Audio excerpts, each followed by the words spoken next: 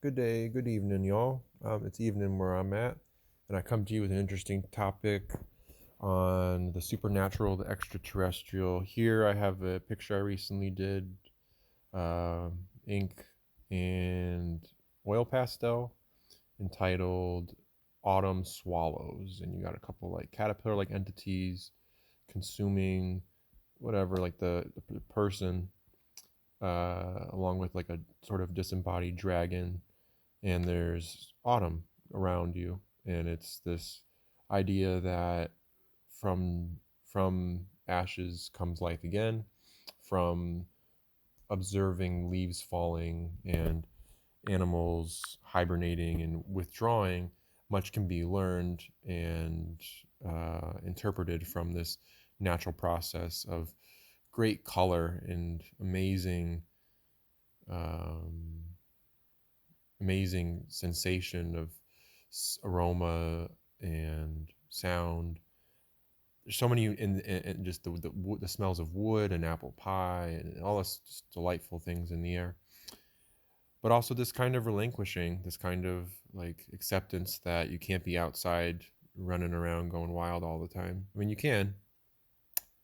I was just watching some stuff on Sasquatch, and I'm a firm believer in Sasquatch. It's weird to say that, but I really do believe in.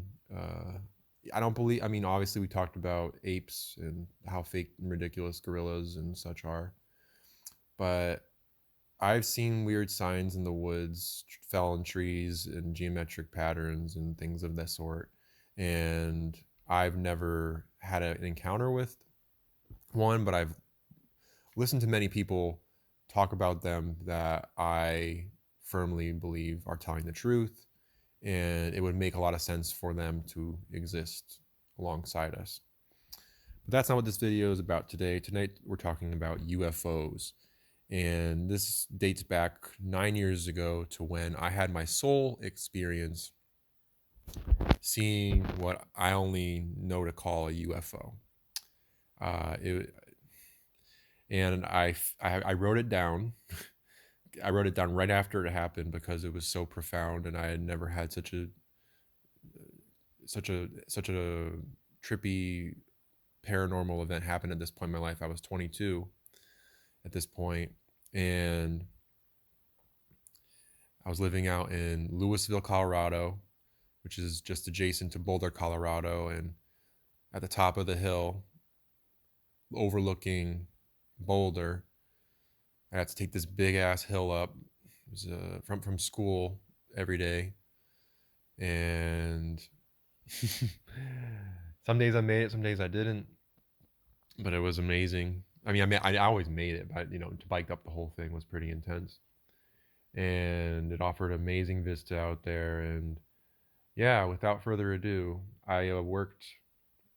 Sorry, before I get into the story, I worked on the other side, into Louisville, at the bottom of the hill, at a grocery store called Alfalfa's at the time, and that's the Alfalfa's has since closed. It was I don't know, what would you call, like a more fancy grocer, or they had more local goods and all organics and such. And I worked there for a short amount of time, and while I was in college. And one night, while I was coming home, going back up the hill, this happened.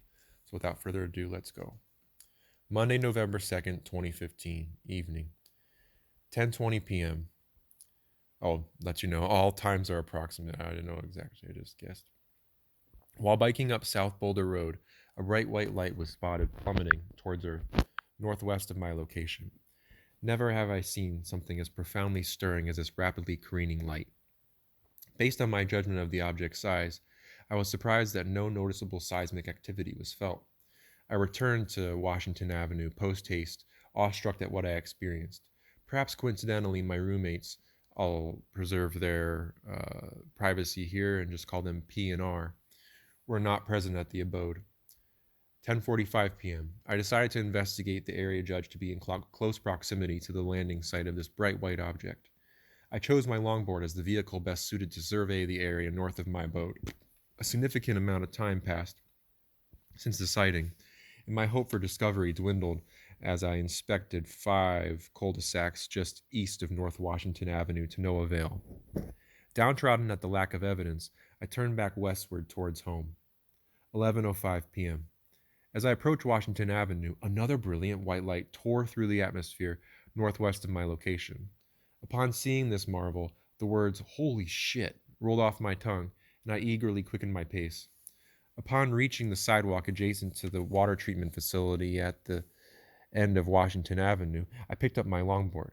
In anticipation of witnessing the profound unknown, I exhibited caution while maintaining a constant pace so as to remain inconspicuous to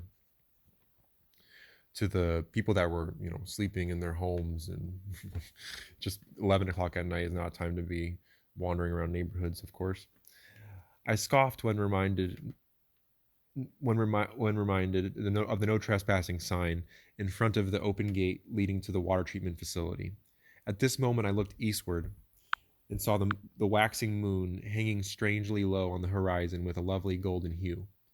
Eyes wide and peering in the distance, I made my way westward down the dimly starlit sidewalk.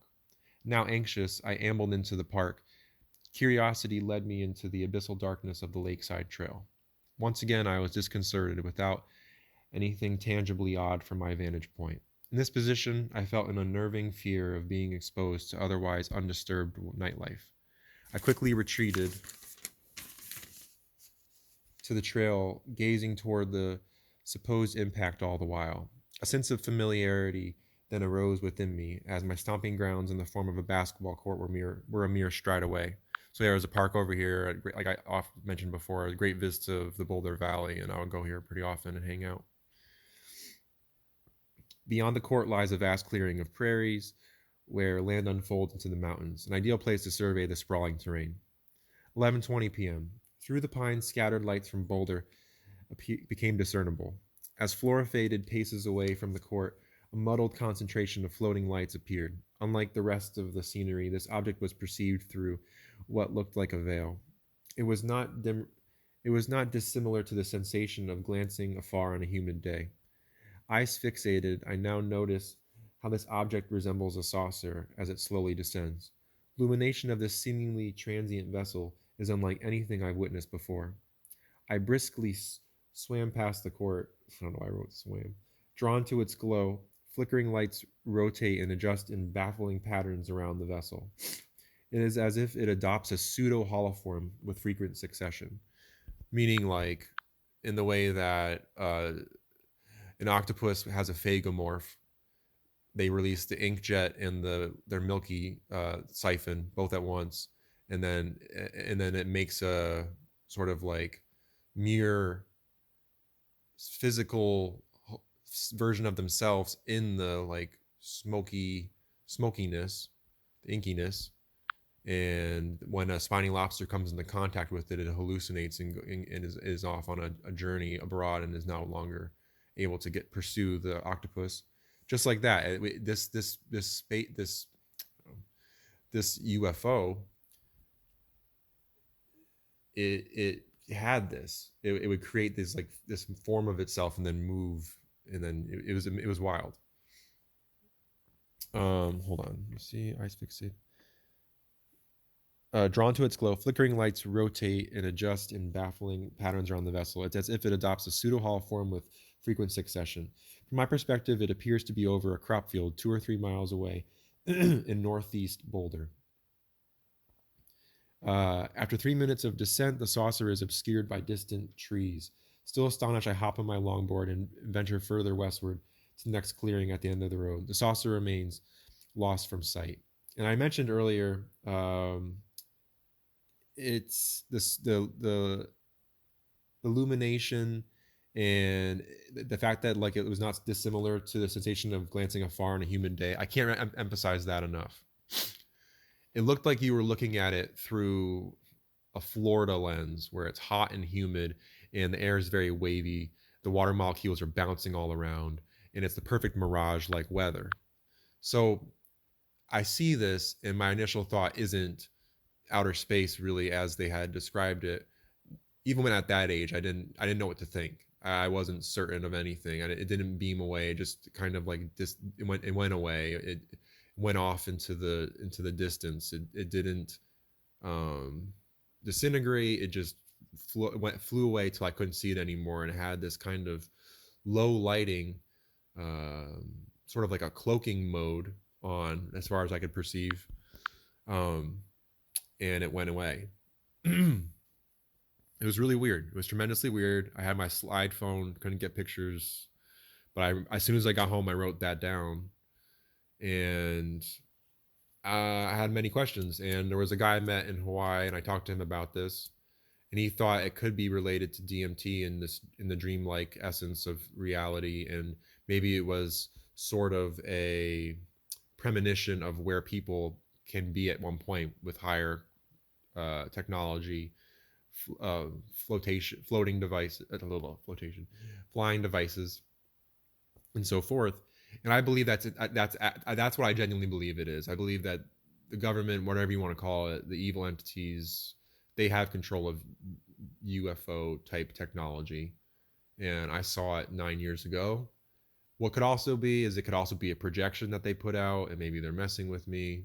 It could be either thing. The two bright white lights was interesting. They careened down from the sky, like I said. I really don't know what to make of it, but I can't deny that this happened. And like I said, this isn't a sole time this happened. This has never happened to me before this happened or after. One time only. And it was profound. I'll never forget it. And I know there's a lot of crazy stuff going on in the air. Just recently, I was traveling into town to get some cannabis, of course. And because I don't really leave my spot right now, I've got a really good home. And I'm about to find some work. But as of right now, just moving in and such. We're cozying up and readying for winter and the baby to come and so forth. So I go out sparingly, and we go out sparingly, and it's good. And we live in our little armadillo that hangs out over here, and all the deer and so forth. But going down the road, there's crisscross pattern through the skies like this, just, or not even crisscross. It's like it's like tic-tac-toe, almost like playing a game or something. It's weird. But there can't be any like feasible climatological reason you would do that. It seems like it's a sign, or it's like they're covering principalities. Like maybe there's multiple that are coming out right now, and it's like, no, we can't have all this celestial activity. It's weird to think that they would know about that. You can get really heady about all this stuff. But yeah, I want to know your guys' opinion on all this and the supernatural, and what you guys feel about it, and where you're at, especially now that you know a lot of there's just so many blatant lies, like dinosaurs, and I don't know. There's just, it's outer space. There's so many blatant lies that are out there. So obviously you have to be skeptical about everything. Skeptical about obviously all the stuff I'm saying. But this is literally what I wrote. That was the experience I had, and like I said, none before, none since. So let me know what you guys think. I'll talk to you guys soon. Have a wonderful day.